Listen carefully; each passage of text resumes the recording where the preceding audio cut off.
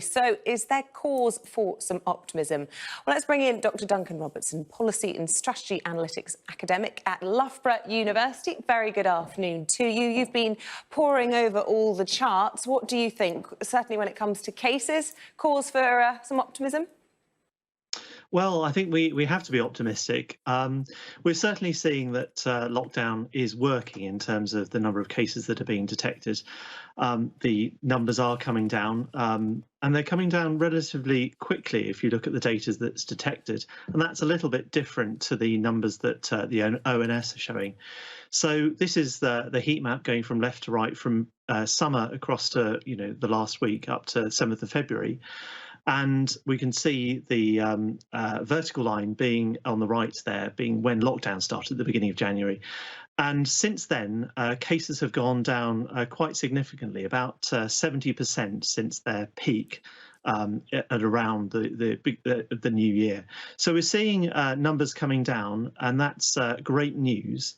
But of course, the risk with all these things is if we open up too quickly, then they may start increasing again. And of course, you could spot that, can't you, on that graph, that after the previous lockdown, you could see it going a little bit orange again straight after. And of course, the government under real pressure to make this the last lockdown, that we don't have to go back under these special measures ever again. Well, quite right. And I think everybody wants this to be the last lockdown. And I think we've seen, certainly when we came out of that second lockdown, we tended to sort of, and indeed the first one, we tend to come out very quickly. And of course, the problem with all this is it takes time for the transmission to take an effect and actually show itself in terms of cases. So, the point being that, what we have perhaps done wrongly in the past is to open up too soon, but particularly too fast in terms of lots of things open up in quick succession. And, the priority has always been, I think, to open up schools in priority.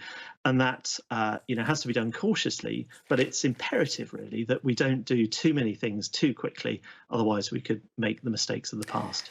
A couple of hours ago, I spoke to the Intensive Care Society, who told us they're not really seeing a drop in intensive care admissions. But of course, you'd expect that, wouldn't you, when they're dealing with the most severe cases? What about hospital admissions as a whole? How's that looking? Well, we're still seeing it decreasing, not quite at the same rate as cases are being detected, but it's still dropping, between about 30 and 40% since January.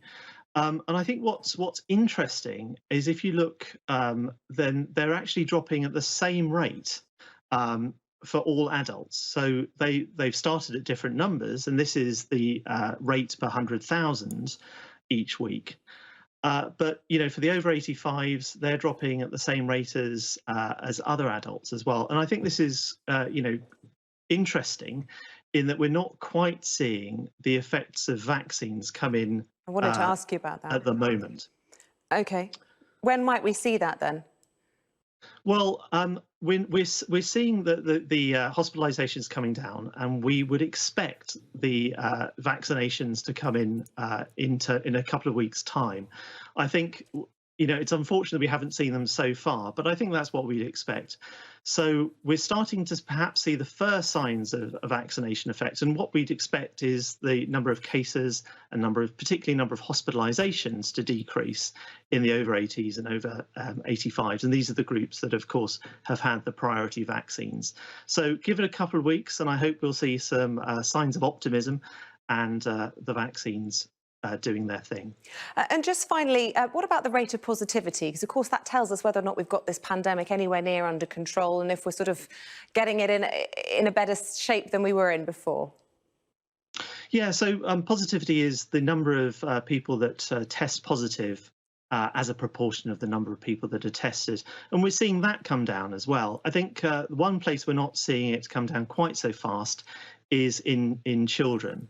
And of course, what becomes quite difficult is the way that people are tested at the moment. So we've got these PCR tests, but we've also got the lateral flow tests. And we're seeing positivity come down in both of those, but perhaps slightly less slowly in children. Dr. Duncan Robertson, thank you so much for bringing those charts to life. You really did bring those to life for us. Thank you so much.